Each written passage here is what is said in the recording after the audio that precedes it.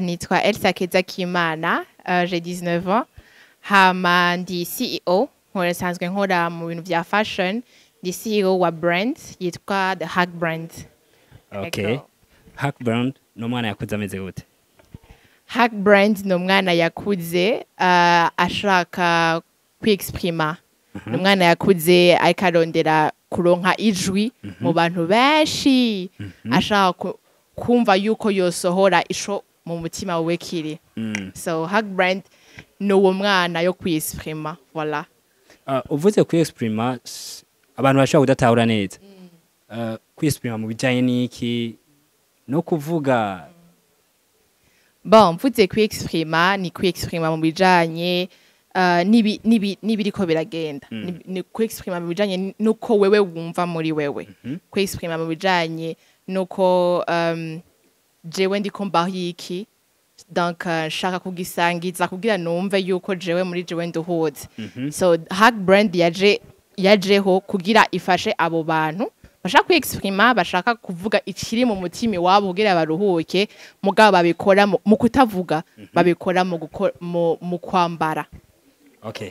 Iyo umuntu agize iciyumviro abanje kwanaliza akaraba ati aba bantu hari icyo bakeneye, ariko jewe ubwiwe ndiko ndabiraho no bikora uko iciyumviro cyavuye aho nyene kugira ushobore kwiyumvira iyo Hack Brand. Bon, no mbeshe mvuze ko cavuye mu bantu bandi, mugabo cavuye muri jewe. Donc okay, cavuye muri beaucoup plus jewe shaka kuvuga. Nakuriye beaucoup dans un système iri strict kw'ishure, strict y'ababikira ku murongo goca. Hama ne beaucoup plus abantu gendera ku mategeko ntaco uvuga. That's all. Hama jewe nureklama ya wow. Mugabo jewe je voulais plus nari mfise ico mvuga. Mugabo ico kintu ntaco nari gushobora kuvuga ko nta Myaka yanyumviriza. So nashase rero kuvuga ico kintu ntakivuze mu majambo, mugabo ndakivuze muco nari nshoboye gukora, ariko gukora impunzu, ariko gukreya ama designs. Yes.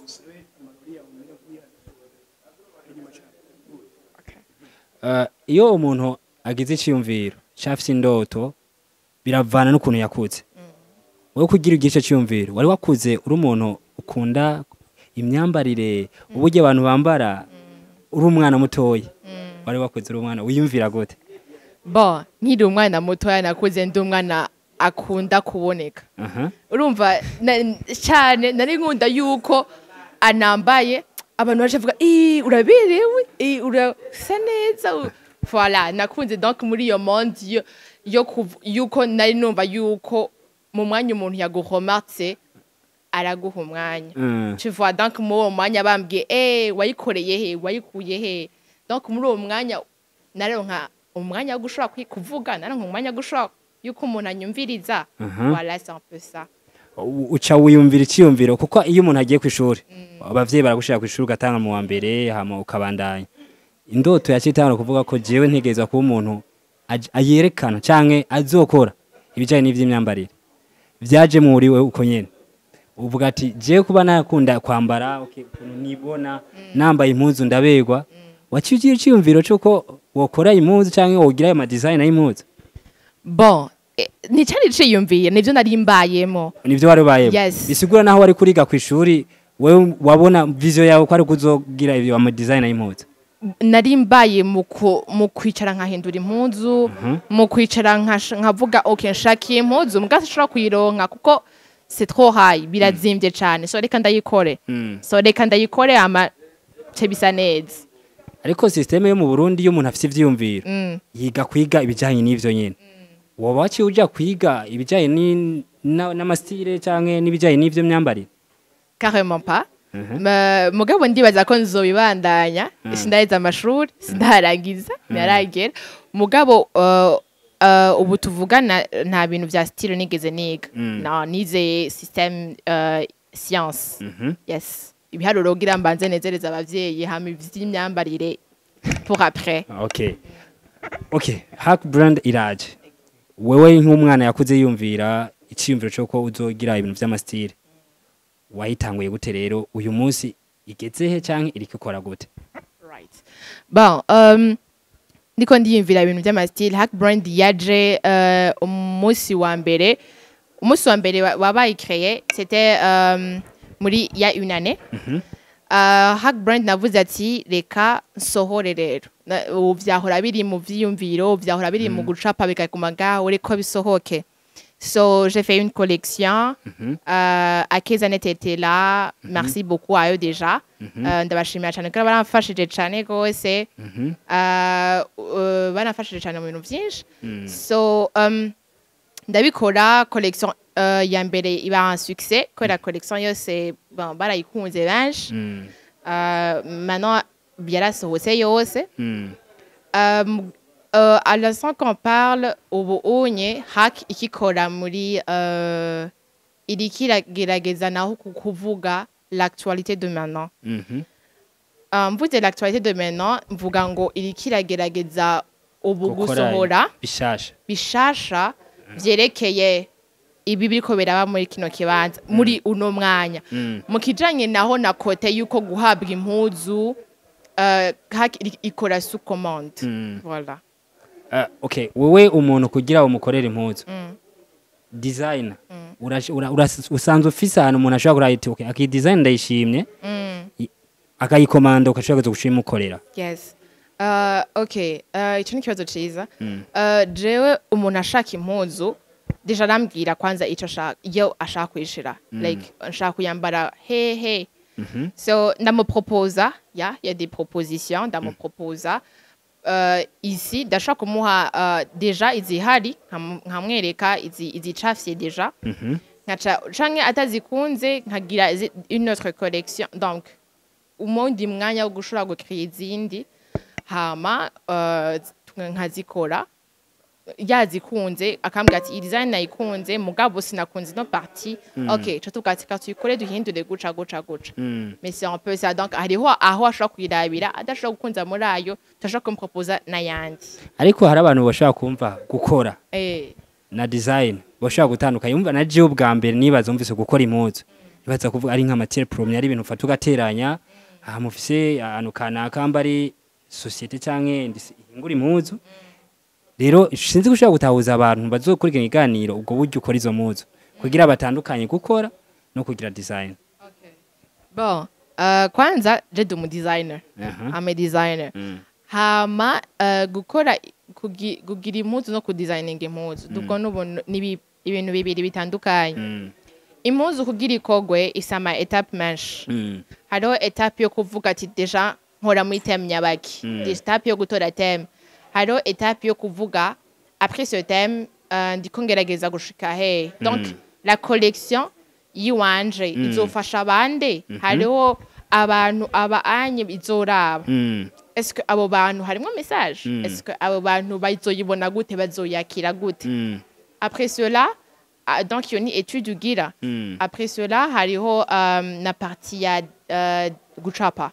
Ahubwo mbega n'abantu mbayemwo ayo ibintu bazobikunda kugira nshobore gucapa iyi design. Yes abo bantu nyine abo yo population nato est-ce que bazobikunda? Yes, c'est vrai. Hama après ça hariho na partie ya gucapa. Donc ugacapa sous le thème warurimwo. Hama voilà. Après gucapa rero niho haca haza le technique haca haza gushona. Yes, gushona. Donc uko gushona ko twege twitwa gukora. Donc ataza gushona hama gushona jewe as I said dom designer partie yo gushona fise des partenariats avec des tailleurs. Voilà. Office abataire bawo bashobora guca bagira iyo design ba wacha. Ego. Okay. Mu Burundi canke no twese turabarundi tubuhara tubona impuzu ziva mu mahanga ziva hanze urivye ama model abagezweho mbega abantu barusha kwibaza none akora impuzu zinyabaki mbega hari impuzu z'abapapa abamama ndetse n'abigeme abakobwa bakiri bato ndetse n'abana izo zose urashobora kuzikora canke iyo design umuntu ayigize commande urashobora kuyikora? Ego ndazikora mugabo beaucoup plus jewe sinkora kuvuga ngo abapapa abamama. Jewe ndi beaucoup plus dans la jeunesse de 15 à 35 ans.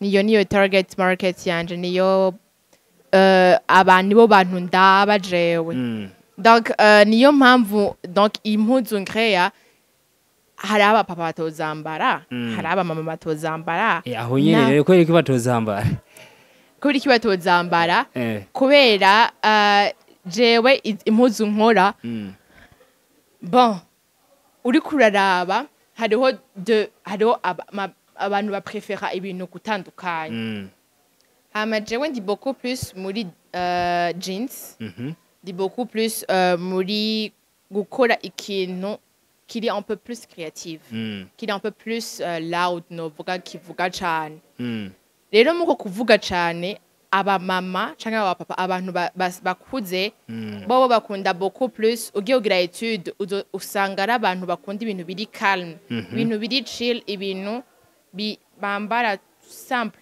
Okay, tushaze kuvuga za mpuzu zigufi canke oya nshatse kuvuga impuzu itagira imifuko impuzu itagira ibifuko vyinshi impuzu itagira ibitirete vyinshi impuzu idafise imishono ijangahi kajanga muga par contre les jeunes iyo bavuga c'est le style donc iyo avuga jewe nsohotse au be wow genre jewe nsohotse bantu baraza kumbona kandi nza kuba mberewe bobo donc les jeunes bafise les jeunes abantu bakuze n'aba les parties ziri différents bamwe bakunda ibintu bivuga cyane bandi bakunda ibintu biri calme donc muri izo parties zibiri je mvuga ibintu bivuga nkora ibintu bivuga hariho impuzu umuntu yambara abantu bakavuga ngo ambaye nk'umusirimu tuvuge ko ari izo mpuzu ukora ego nanje novuga nk'uko mugabo c'est pas beaucoup plus kuvuga umusirimu jewe c'est parce que ndaba oya c'est beaucoup plus wambaye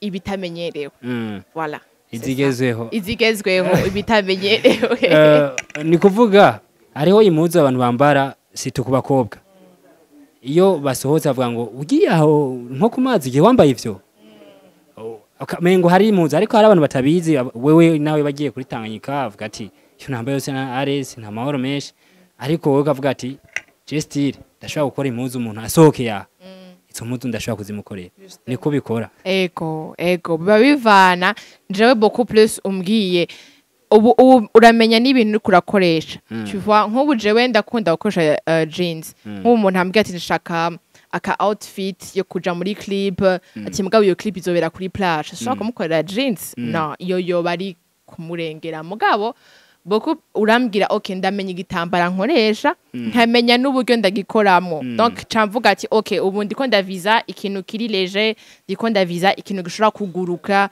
ndiko ndaviza ikintu kitaza kuntereza yashu voilà donc c'est un peu ça mbanza kumenya kudéterminer déjà ce que tu veux voilà iyo uvuze umuntu uramenye kuyimukorera bego umuntu ashobora kuguha novuga design yiwe akaguha design cyavye bari impuzu ndakini impuzu mezuko bivaye no kwashaka kuba yirose ahandi hantu yayibonye nkandi hantu cye nkundi muntu yayambaye canke undi nk'umusitare kanaka byose urashobora kubikora bon oya jewe sinkora muri partie y'abantu bambwira ngo ushaka ngo design yi je beaucoup plus nkora y'abantu bavuga ati je nta design mfise shaka wewe unkorere kubera jewe comme je dis ndiko ndi exprima donc jewe ndiko ndondera expression y'umuntu beaucoup plus niyo nagenda gukora design ya ntuze yakoze yabonye kuri Pinterest peut-être yabonye kuri Instagram nakoze igikorwa c'uwundi muntu yes mba nkoze igikorwa c'uwundi muntu nta creativité nta uniqueness iri nko mu gikorwa canje donc jewe beaucoup plus sinkora mu bantu bambwira ngo shaka design nkorera abo beaucoup plus bari directed kuba tayeri mugabo jewe nza kumvuga ati ntaco fise ntushuhindura ko objectif yavuga ati jewe crée wanje muri jewe nka créative hamuyishimye ukanshorera yes niyo objectif yawe yes yo niyo objectif yanje wow voilà okay nivyo wadusiguriye nibaza ko twashoye gutahura uburyo watanguye n'ukuntu igikorwa ukibona n'impamvu wagikoze ariko kandi uyu munsi uri kuraraba ukuntu igikorwa gitanguye wavuze ko umengo maze inane uri kurakora iyo umuntu ariko arakora ikintu objectif nuko avuga ati nshaka kugera kure nshaka gutanga akazi ico ni cambere niyo yantuzi na objectif yacu y'ikinyamukuru Agaciro Media tuhamagara abantu bakora ibintu hamwe n'abantu bazokomeza bavuga ati ntakamba akora ibi yarabishoboye byaragenze neza kuki nanje mbega ntogerageza nanje kuri iki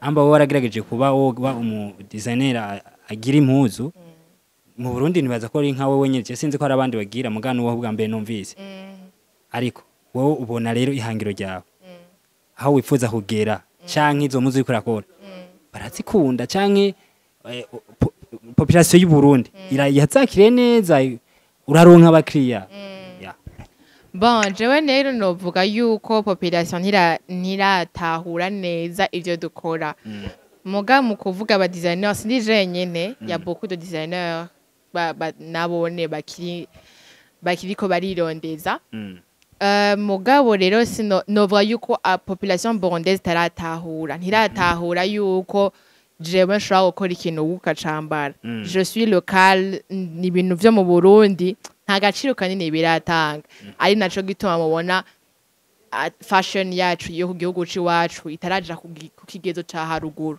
habura iki none habura ugutahura kw'abantu mugabo bizoza tubacizeye mugabo habura ugutahura le produit local kushamo na effort mu gutahura est-ce que ego ndashobora kuzana produit kuri marché telefone nshasha mugabo uravuga ati oh ni iri local reka tu supporting turabaho kigera reka twese turabaho kigera mugabo iyo mentalite ntiraza ntibashobora kwiyumvira yuko boreka kugura polo kugira baje kugura hack kubera bo bavuga ati oh polo c'est beaucoup plus luxe par rapport à hack donc ntibarabitahura neza ntibaravyakira neza mugabo ndizeye cane yuko bari mu kuvyakira aho nyene kubera ko umuntu wese ariko arakora ikintu aba afise ihangiro no gushimika ego no kugira ashike ujyahangira we kubwe wawe wumva aho kugira ngo population burundaise ishobore gutahura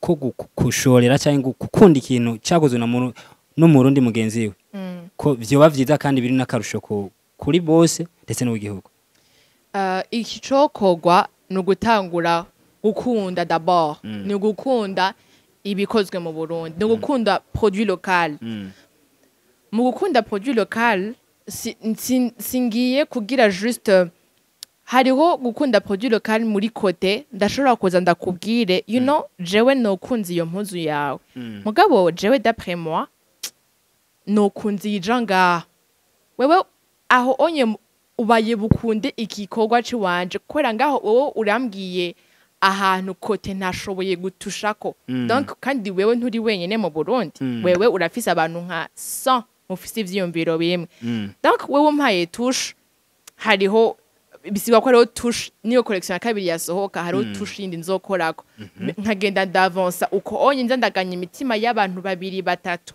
kubera ntuzayambwiye iki l'autre côté c'est le côté financier hokogwa ikindi cokogwa c'est guterera you know nabandi kuvuga gusa nabandi abo boterera ni bande umuntu wese yumva umenga arashaka guteza imbere igihugu supporting umuntu wese yumva umengo sikuvuga ngo ntuzene ntuzeye oya ni umuntu wese yumva yuko le Burundi irashobora kugira ama domaine ayerekanwa à l'international comme la fashion donc le fashion niba wumva wewe ko wewe muri wewe ishobora gushika ahantu ugira ico terereye kugira ico kintu gishika aho hantu pako tuguma dukritika ngo ryo ngo yagize ikintu kitari ciza mais terera mufashe hubo kugira ngo ico kintu cyo gitere imbere yes mufashe umubwira ati sha jewe reka basi ndakumanaging and we try this shiramo ingufu ziwanje nizi wawe tubiteranye ndakumanaging ndakuvuga ati tugira ibi dushire hamwe ingufu ajya beaucoup plus ikintu kiraryoha canke kigatera imbere kirimwe abantu benshi bafatanye kuboko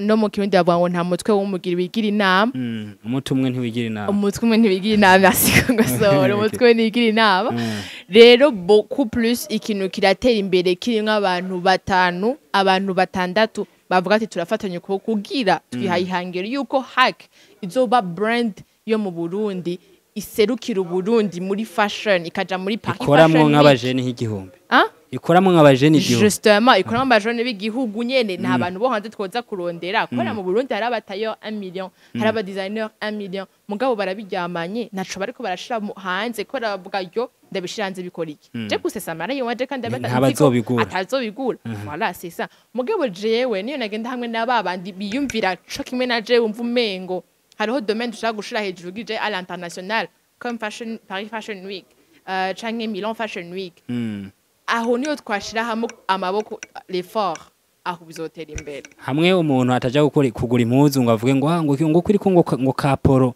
kirazimvye kubera ako kantu marke gusa voilà hamwe tuvuga ati oh ndafise evenement nitukiyumvire ko ngiranje kugura muri polo ko ngiranje kugura Louis Vuitton mugabo ko nuyimvira yuko Elsa lafise ntuze ya hack brand gishaka ko ngorira impuzu Elsa lafise hack brand yo mu Burundi local so jewe niyo nagenda gukora uwo muntu niba ashaka ko ari mu musicien first of all arerekanye yuko mu Burundi bazi kuririmba second of all director no Murundi ahamisha gatatu n'umuntu yambitse no Murundi so nuko batera imbere donc nuko iryo terambere ryo itera imbere abarundi ndetse n'igihugu yes donc ni nabantu tube beaucoup plus local ko kuba beaucoup plus dushaka kugira civilisation iri hanze beaucoup plus c'est quand tu vois civilisation iri un peu local turabe kuno twoteza imbere ce qui est déjà ici wow voilà okay nibaza yuko washoye kuvuga byinshi ariko kandi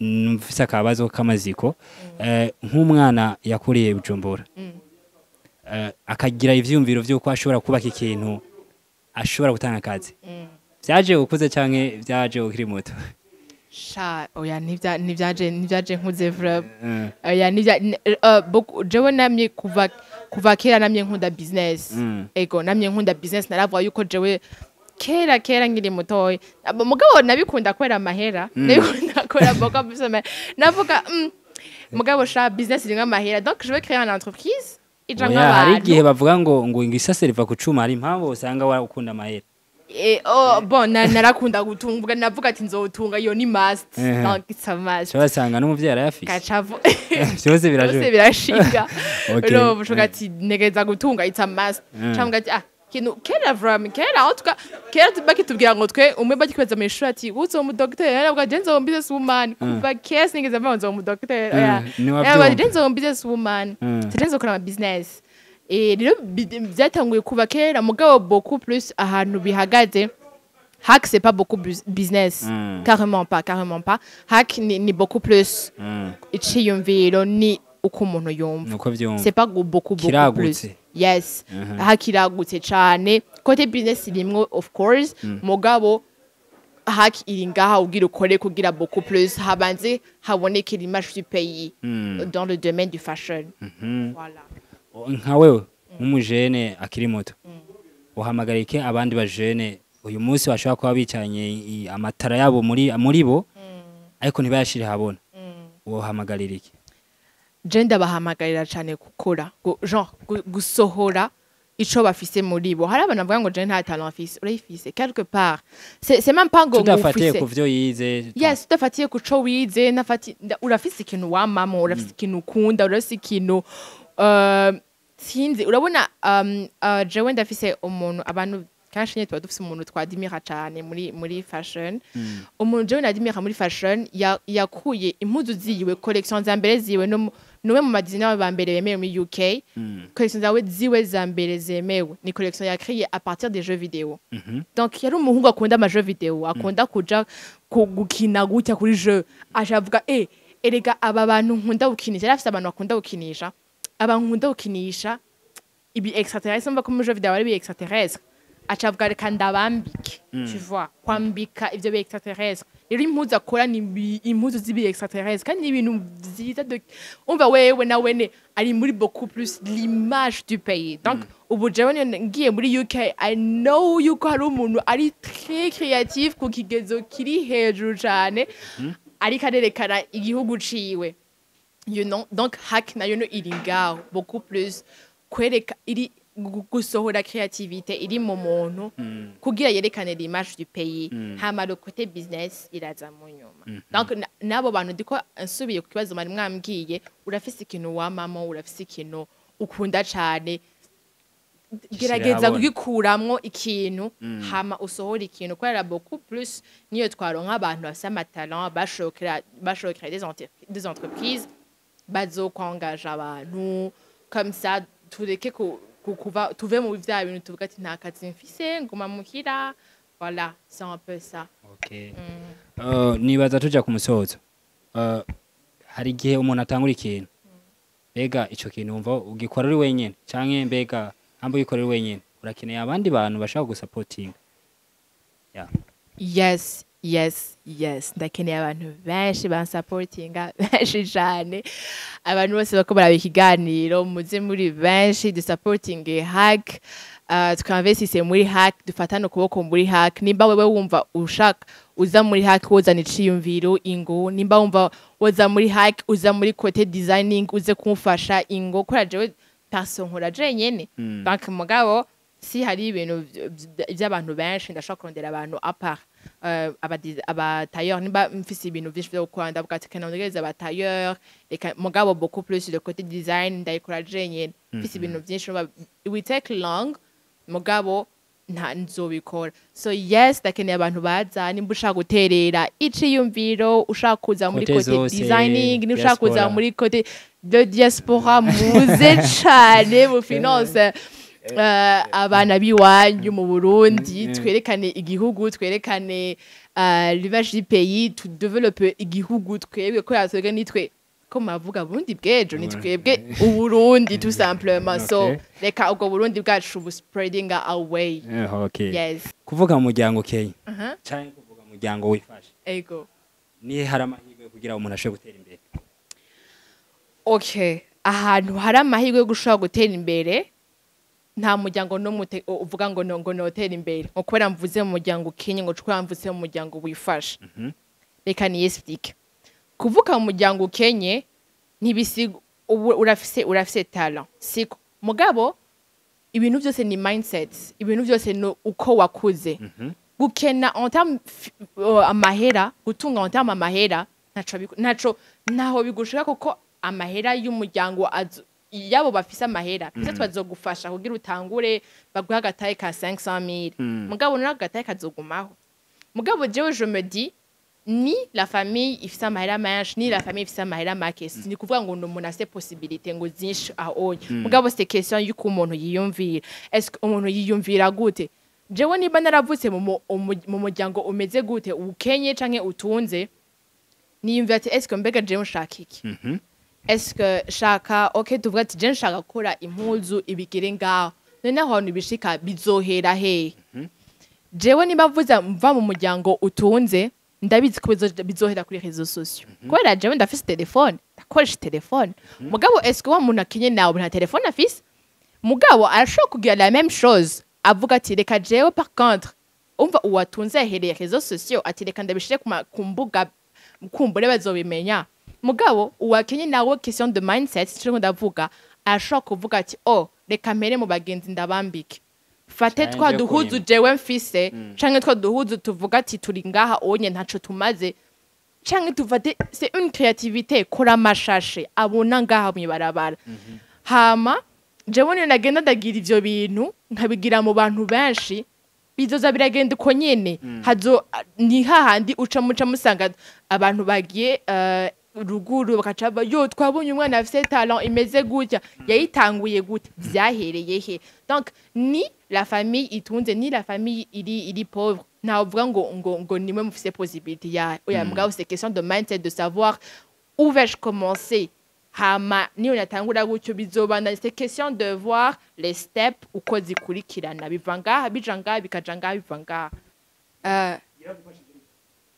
Juste ne voir que la famille en fâchée, non? Sinon voir que la famille en fâchée.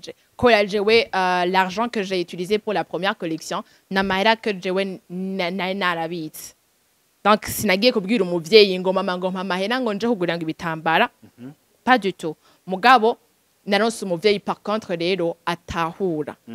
Ico nico kintu kindi cyabagikenewe, ubukeneye environnement y'abantu batahura icurimwo. Naronse umuvyeyi aravuga ati oh wewe ushashaka iki ko bagishatse ni kubera hari impamvu. Ariko uvuze kubika amafaranga nagenda abika wayabitsa avuye ko atacho wari usanzwe ukora.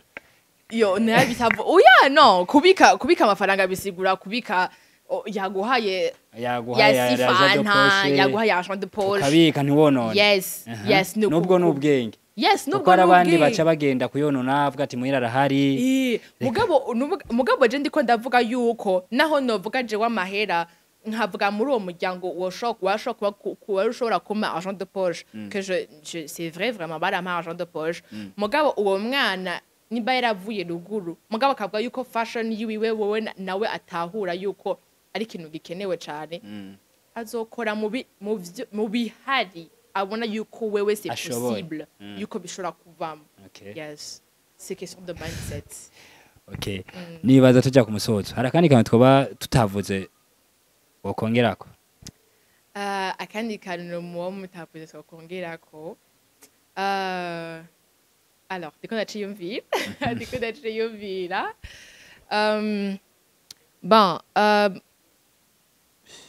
bon je dirais gikuru ko turahereza reka nsubire kuri kuvuga ko gikuru ariko gufasha abantu bose bamatana bariko barigaragaza jewe ndashobora kongira ibako yo kuza kuri agaciro nibakwenda n'abashimira cane gose murakoze kunyumvira mwikoze kumpamagara wakoze kutwitaho yego bari ibintu bitoroshe kubera abantu bose baba bariko bararondera ukuntu babaho so kuronka rero abantu benshi batari muri kote kurondera amahera bari muri kote reka tufate yuko jewe hariho domaine ayo mahera nzoyaronka mugabo c'est pas pour le moment reka mbanze nkora ikintu jewe nungukiramwo mugabo pana jewe nyene nungukiramo mutoya wanje abantu benshi bongungukiramwo donc c'est beaucoup plus ça abantu bikukire ku le local ba supporting le local baryoherwe na le local pardon baryoherwe na bumva yuko hari agaciro gahari muri ibintu bikorewe mu Burundi hari agaciro hari nico bashobora guterera mu bintu bikorewe mu Burundi ahubwo ko nicagurwa mu Burundi ahubwo pengo bwabwo no hanze gishike kizana amafaranga y'agaciro ukumva yuko jewe nibana si competition ntaco dukora si competition